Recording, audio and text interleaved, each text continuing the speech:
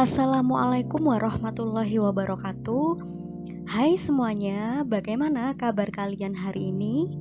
Bertemu lagi dengan saya, Bu Alfira Rosadian, pada pembahasan teori-teori atau materi terkait ilmu ekonomi dan bisnis. Pada pertemuan kali ini, saya akan membahas terkait ilmu manajemen, teori manajemen, terkait pengertian, definisi, dan teori dari manajemen.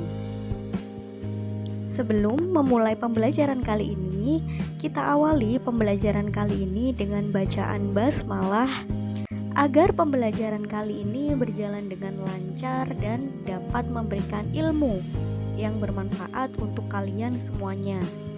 Bismillahirrahmanirrahim. Agar kalian memahami teori ini, simak dan tonton video ini hingga selesai.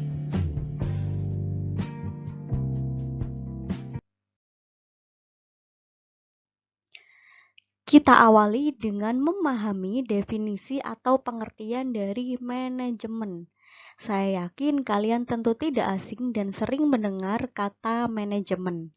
Lalu, apa itu manajemen? Manajemen itu diartikan dalam berbagai sudut pandang.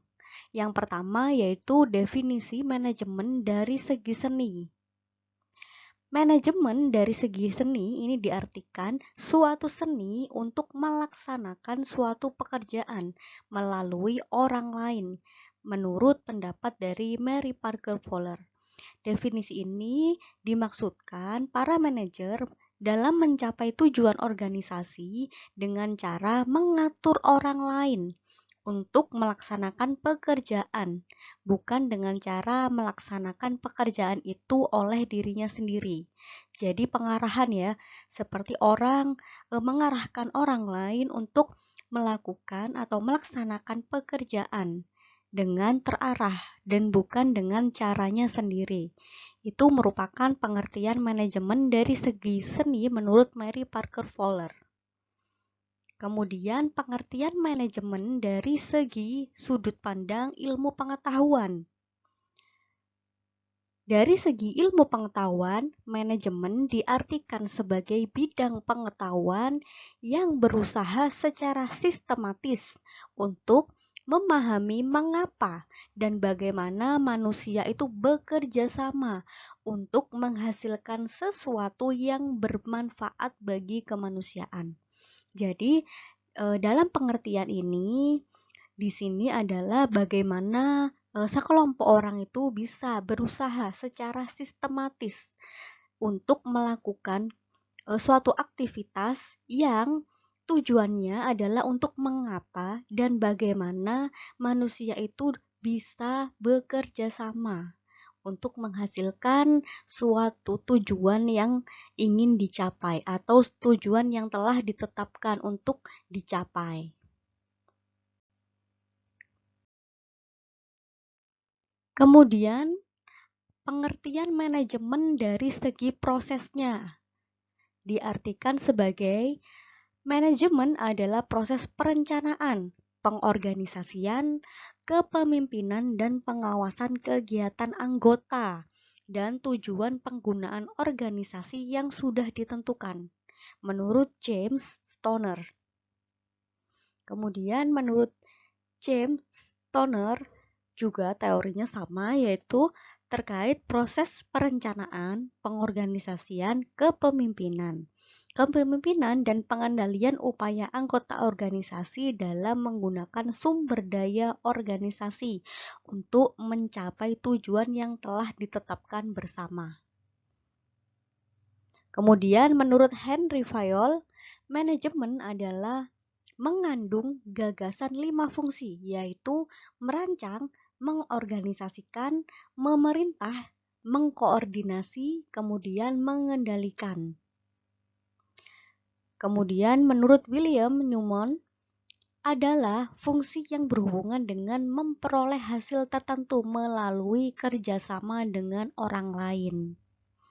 Kemudian menurut Richard L. Duff, manajemen adalah pencapaian sasaran organisasi dengan cara yang efektif serta efisien melalui perencanaan, pengorganisasian, kepemimpinan, dan pengendalian sumber daya organisasi.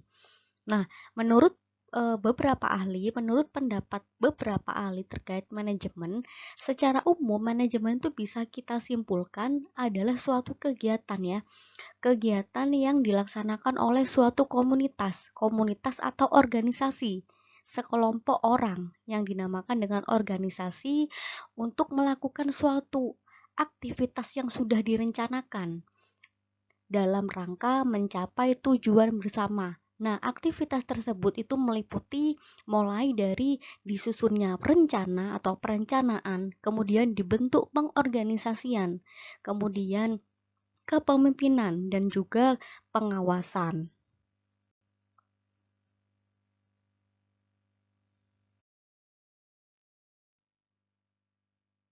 Selanjutnya, kita akan membahas terkait teori dari manajemen.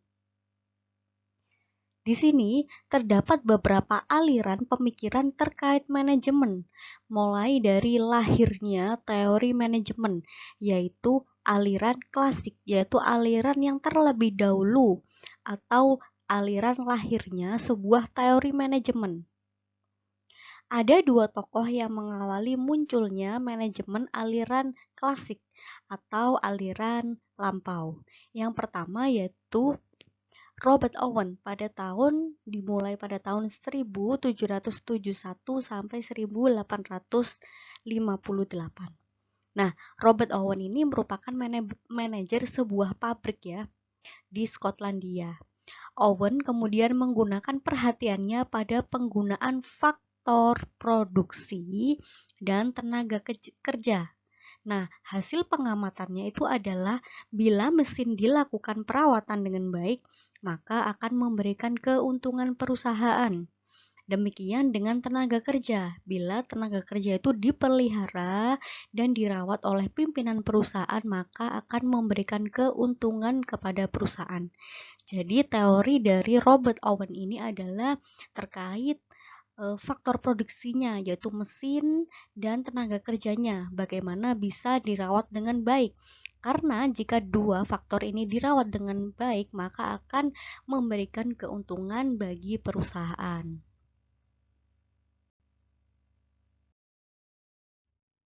Selanjutnya, pada teori klasik, masih pada aliran teori klasik terkait teori manajemen, yaitu dari Charles Pickett tahun 1792 sampai 1871.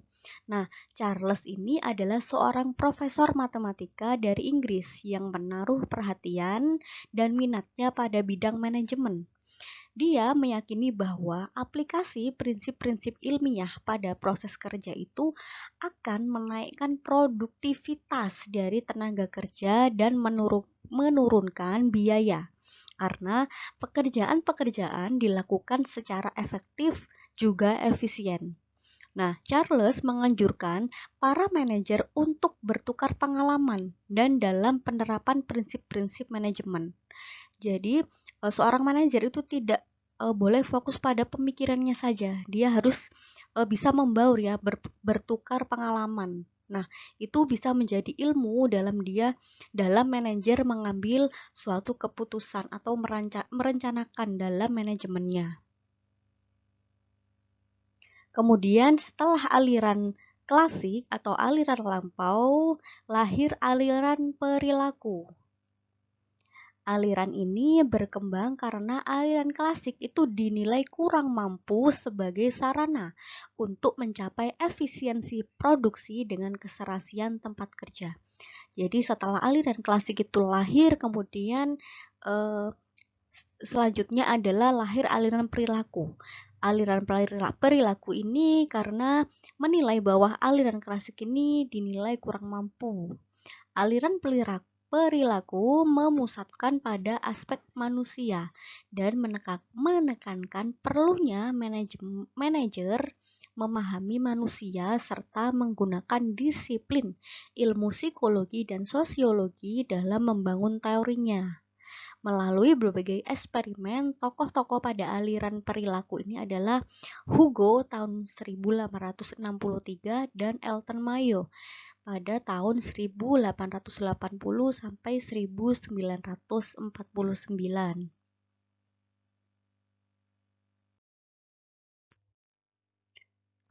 Kemudian selanjutnya setelah aliran klasik kemudian disusul oleh aliran perilaku, kemudian berkembang aliran manajemen ilmiah. Beberapa ahli yang berkecimpung dalam teori manajemen ini yaitu Frederick Winslow Taylor. Pertama kali manajemen ilmiah ini dibahas pada tahun 1900-an. Taylor dikenal sebagai bapak manajemen ilmiah. Hakikat pertama dari manajemen adalah a great mental revolution, karena hal ini menyangkut manajer dan karyawan.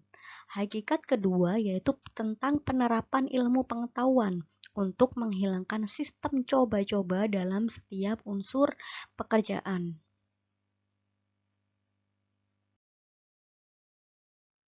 Nah, gambar foto di samping itu adalah foto dari Frederick Winslow Taylor, ilmuwan yang berkecimpung dalam teori manajemen ilmiah. Taylor mengemukakan 4 prinsip dari scientific management, yaitu yang pertama menghilangkan sistem coba-coba dan menerapkan metode ilmu pengetahuan di setiap unsur-unsur kegiatan. Jadi dalam melakukan suatu tindakan itu dilarang untuk mencoba-coba, jadi harus ada perencanaannya, harus dipetakan secara matang dan terarah. Kemudian yang kedua, memilih pekerjaan terbaik untuk setiap tugas-tugas tertentu. Selanjutnya, diberikan sebuah pelatihan dan pendidikan kepada para pekerja. Kemudian yang ketiga, yaitu setiap petugas harus menerapkan hasil-hasil ilmu pengetahuan di dalam menjalankan tugasnya. Terakhir, yaitu harus dijalin kerjasama yang baik antara pimpinan dengan pekerja. Jadi dalam sebuah manajemen itu harus ada hubungan yang baik, hubungan yang guyup ya, antara manajer atau pimpinan dengan para pekerjanya.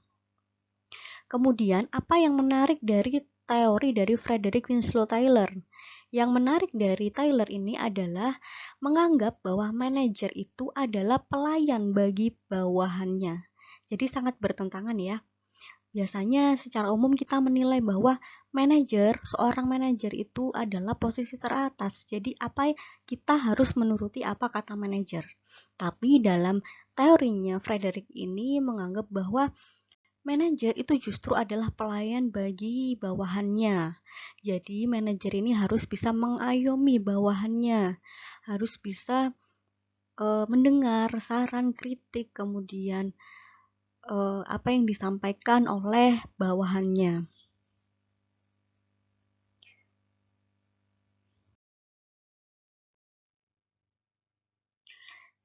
Ilmuwan kedua yang berkecimpung dalam teori manajemen ilmiah setelah Taylor adalah Henry Kent.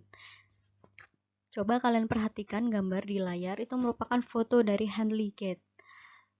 Tahun 1861 sampai 1919.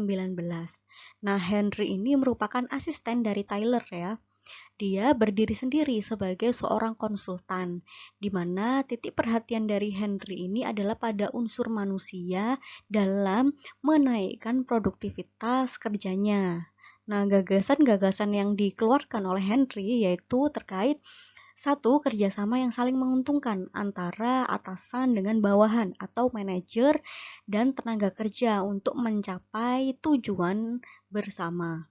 Kemudian yang kedua adalah mengadakan seleksi ilmiah terhadap tenaga kerja. Jadi harus ada seleksi untuk menentukan apakah tenaga kerja ini sesuai atau tidak.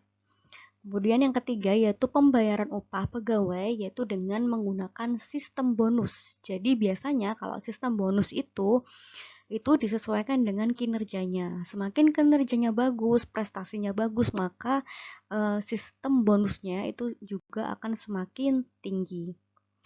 Yang keempat yaitu penggunaan instruksi kerja yang terperinci.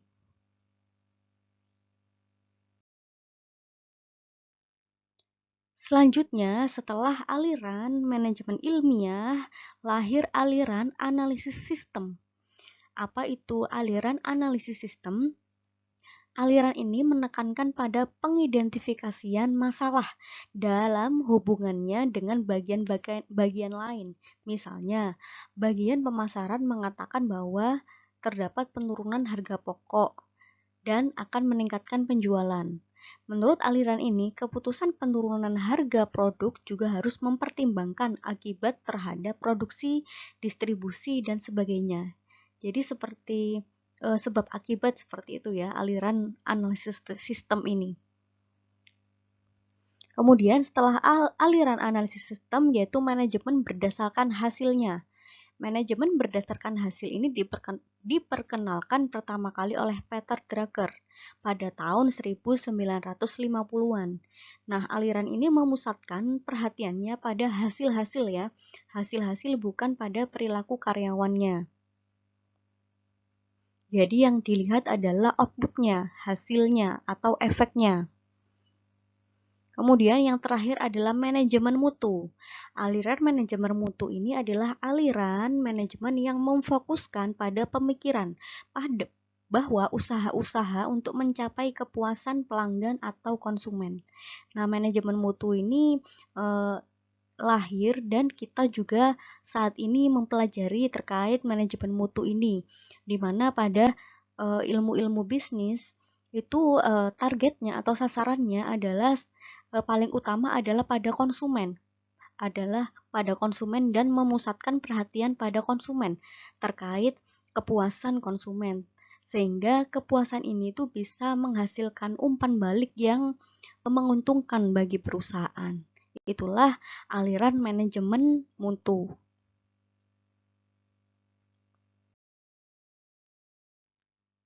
Sekian materi yang bisa saya sampaikan terkait definisi, pengertian, dan teori dari manajemen. Pada pertemuan selanjutnya, saya masih akan membahas materi yang sama terkait manajemen, yaitu terkait fungsi dari manajemen. Sebelum mengakhiri pembelajaran kali ini, kita akhiri pembelajaran kali ini dengan bacaan hamdalah. Alhamdulillahirabbil alamin. Terima kasih. Wassalamualaikum warahmatullahi wabarakatuh.